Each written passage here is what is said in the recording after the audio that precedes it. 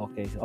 Mag last topic ulit tayo. Dito pa tayo kay Sir Bad Thumbs Up, mag last topic tayo. Bakit hindi nabuksan ang mahiwagang BIR box? Kasi nga, baka ma-technical sila ng Supreme Court. Pero tingnan natin kung ano magiging version ni Sir Bad dito. Bakit hindi binuksan ang mahiwagang BIR box? Mahina ba ang impeachment case? Tingnan natin. Bilisan natin to para matapos kaagad. Alright, pasok Sir Bad.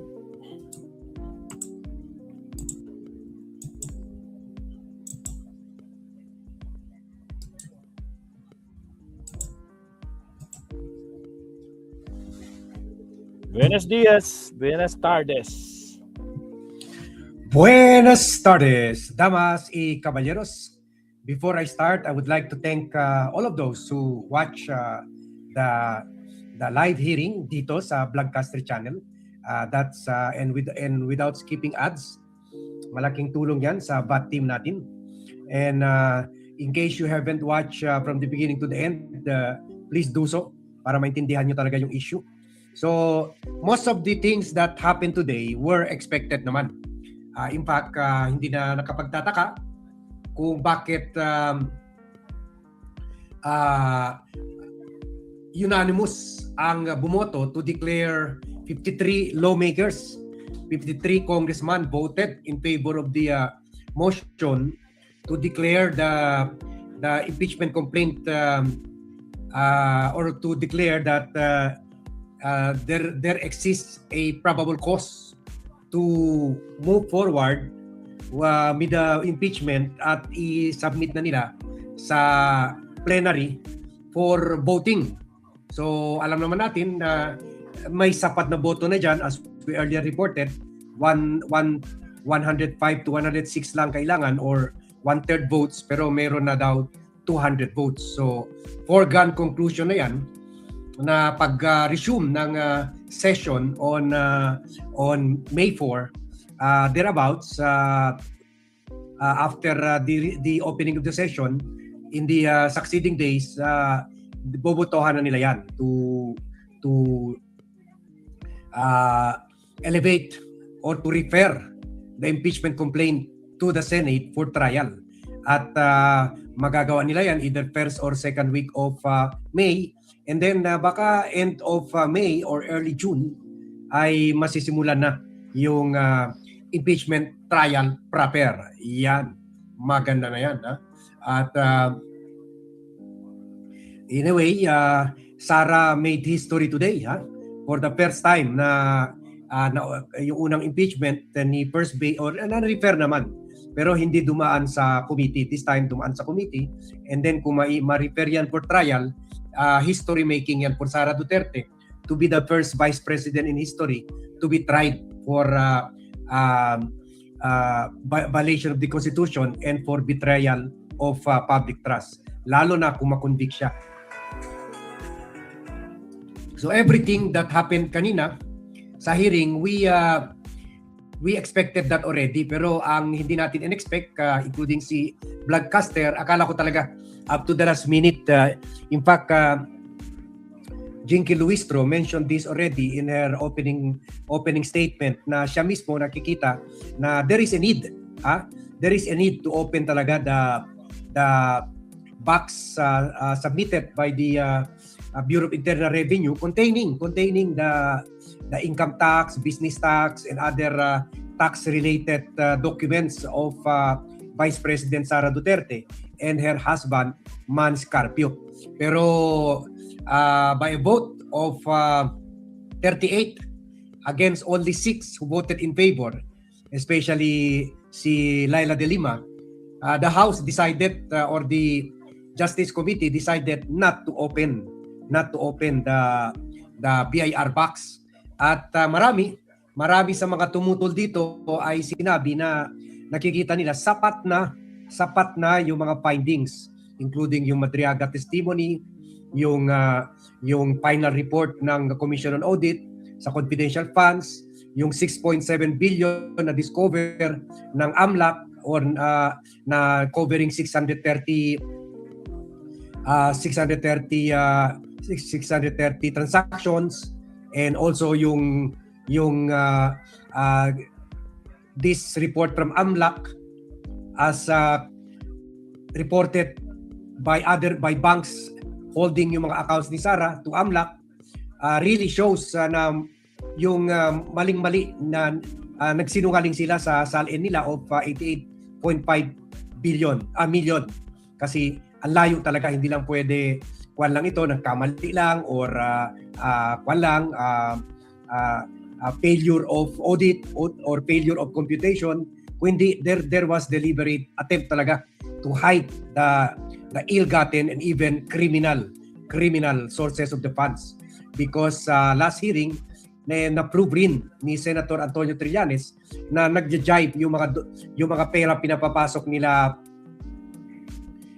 Sammy Uy doon sa at ni Manila Michael Yang doon sa accounts ng nila Sara Duterte at pati mga kapatid niya, pati yung nanay niya, pati si Kitty Duterte.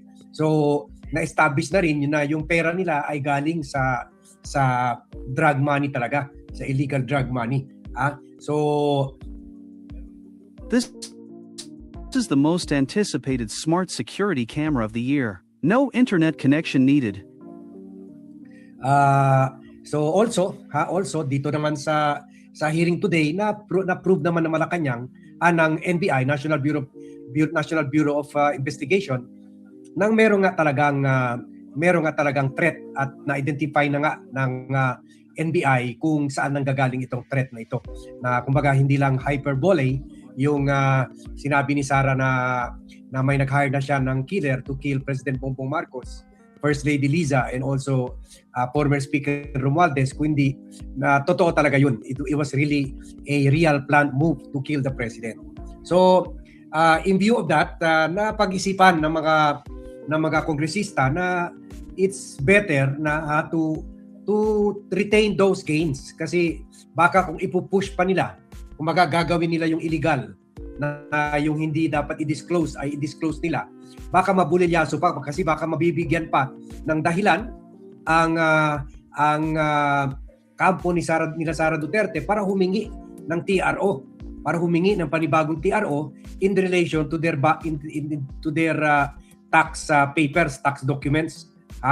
Oy, shout out daw kay Dennis Manala, watching from Canada. Okay, best regards to your family there, yan. So at anyway, so kumpiyansa sila kahit hindi ito mabuksan. Anyway, mabubuksan naman ito sa Senate kasi sa tingin nila that will be the proper forum to discuss, to open up this box. Kaya bibit-bit nila ito doon sa trial sa Senate. Kaya very crucial itong pag-declare ng pagkaroon ng probable cause, because that means papunta na talaga tayo doon sa Senate. Bubuksan pa rin ito doon sa Senate. Isa pang nakita ko na hindi lang sinasabi ng or sinabi rin yung ilan na takot rin sila either makasuhan yung BIR or baka pwede sila makasuhan. Kasi binanggit na ng ilan kongresista na yun, ganun na nga. Kinasuhan na nga sila Laila de Lima, sila Jinky Luistro, sila Chel Diokno, sila Percy Sendanya. Kinasuhan na nga ni Mans Carpio sa Quezon City RTC. At baka siguro takot ng ibang mga kongresista, baka sila rin naman kakasuhan. So kumbaga meron na rin chilling effect nasindak na rin yung ilang kongresista doon sa pag-file ng kaso.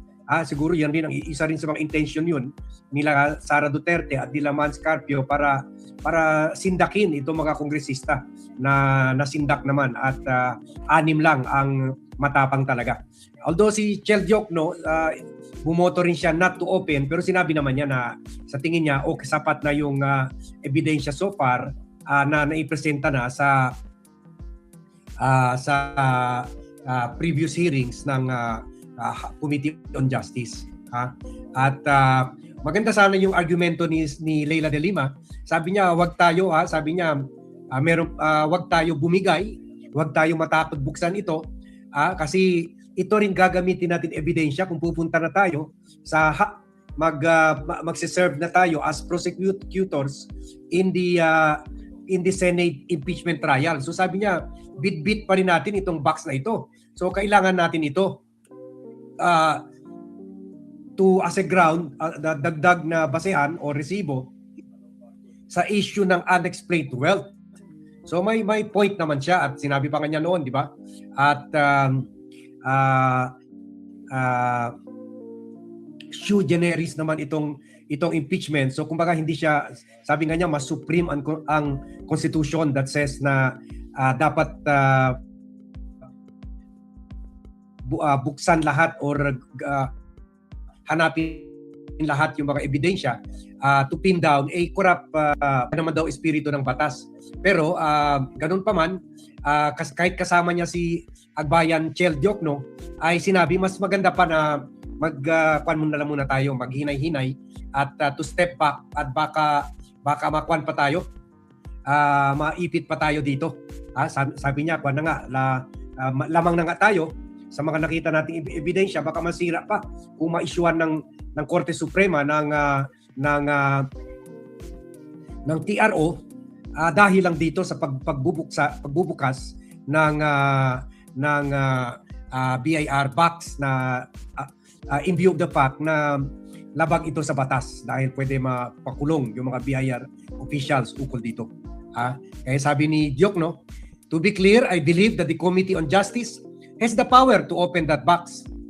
But to me, the crucial question is, do we need to open it? This is the one underwear every man needs right now. Ever since my husband started wearing it, he's got... Kailangan pa ba i-open yan? Sabi niya. If we are talking about probable cause, for me, the evidence is clear. It is enough already to determine probable cause without opening that box. Yan. Yun. So, ganun rin ang view ni Representative Benny Abante na nag-endorse rin sa isa sa mga impeachment complaints. Sabi niya, keep it sealed for now. Let the Senate open it as part of the impeachment trial to reveal the truth at the proper time. So hindi mabubuksan ito, kundi doon lang sa proper time. At marami kasi sinasabi na ayaw nila lumabag sa batas na sinasabi hindi pwede buksan yung tax records without permission from the person na like in this case mga Duterte na hawak sa mga bank records nila. Yan. At as marami pa nga sinasabi na bubuksan naman talaga ito sa Senado. Yun lang.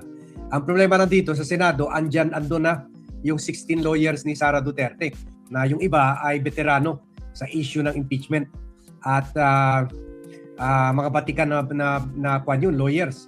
At nandyan rin yung mga allies ni Sara Duterte, sila Robin Hood, Chis Escudero, kung hindi pa makulong yan, si Pia Cayetano, si Alan Cayetano. So sila Amy Marcos, kahit hindi lawyer, pero magaling rin yung mga researchers niyan. At marami. So medyo hindi pa tayo sure talaga. Pero sa akin, sana kung ako lang. Sana, bahala na, di ba? Bahala na. Buksan na lang. Kasi dagdag ebidensya pa ito. Pero okay lang. So that's the decision. Medyo nasindak ng konti ang mga House members sa kaso na na-file ni Mans Carpio sa Quezon City Regional Trial Court. Let's hope na lang na the senator judges will be neutral enough or independent enough o umiral pa rin yung boses ng majority kasi they will subject it also to voting para mabuksan ito. Pero for now, I agree naman na overwhelming na talaga. Overwhelming. Sobra-sobra ng ebidensya to prove probable cause. Kaya hindi na nila itinapon yung advantage nila at baka mati-RO pa. So yan muna ang post isa sa mga unang post analysis natin. Mamaya and tomorrow we'll give you more post analysis on the hearing this morning. So again, thank you very much everyone for watching. Thank you very much for joining me in this vlog. Good evening to all and see you in my next vlog.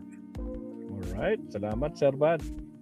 Good afternoon. Siya, Mosat, okay na tayo. Naka 1 hour 30 minutes na tayo mahigit.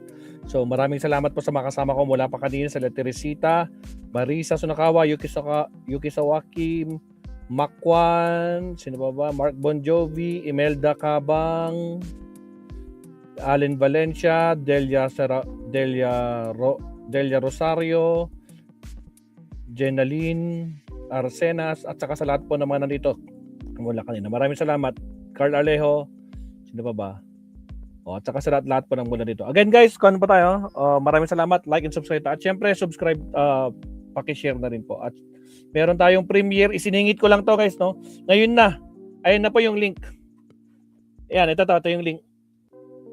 Click nyo po yan para doon tayo mag-usap. Doon tayo magtuloy. Nag-start na po yan. Kaka-start lang ngayon. Tungkol kay Kwan yan, kay Toby Chanko. Sa pagiging pro Sara niya, hindi siya pro BBM.